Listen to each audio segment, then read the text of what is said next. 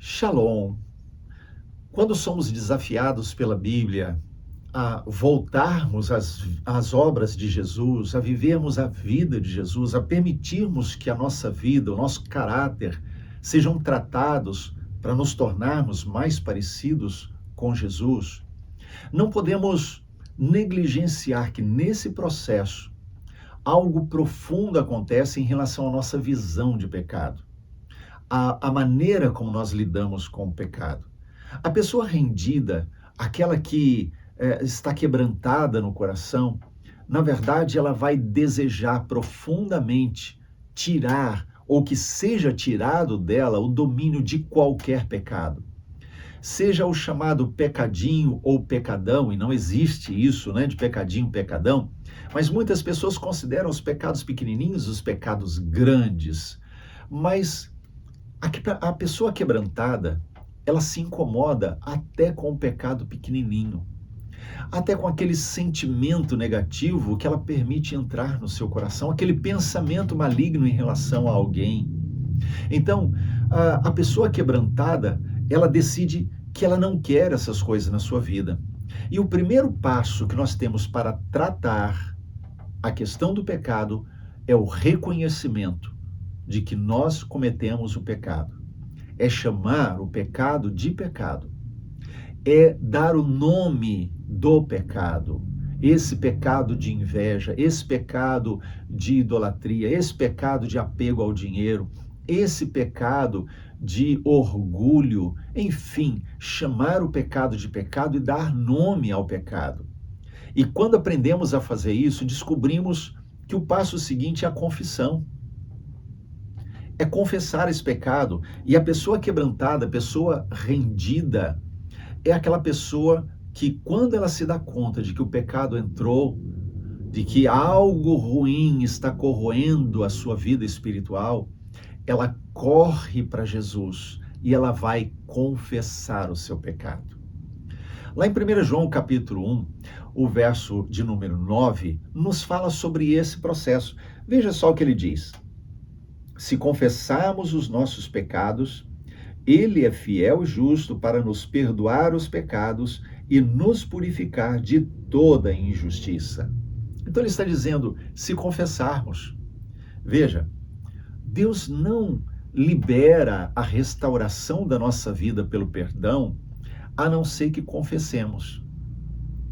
O grande problema é que muitos cristãos acham que o pecado é tratado quando esquecemos do pecado, quando nós varremos o pecado para debaixo do tapete, quando nós deixamos lá naquele quartinho escondido e não queremos mexer, mas sabemos que o pecado está lá. Então muitos cristãos vivem uma vida cristã medíocre porque não aprenderam ainda o valor de ir lá, abrir a porta daquele quartinho e pôr toda a sujeira para fora e tratar pecado por pecado com Deus. Muitos têm vida cristã medíocre porque ainda não aprenderam a confissão.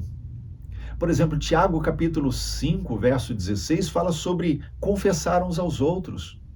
Há momentos que nós corremos para Deus, confessamos para Deus, choramos na presença de Deus.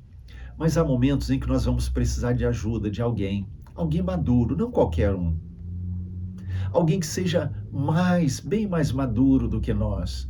Então, buscando a orientação dessa pessoa, confessamos o nosso pecado e pedimos ajuda, apoio, ombro amigo, suporte no momento da crise, da queda, da falta de fé, do distanciamento de Deus.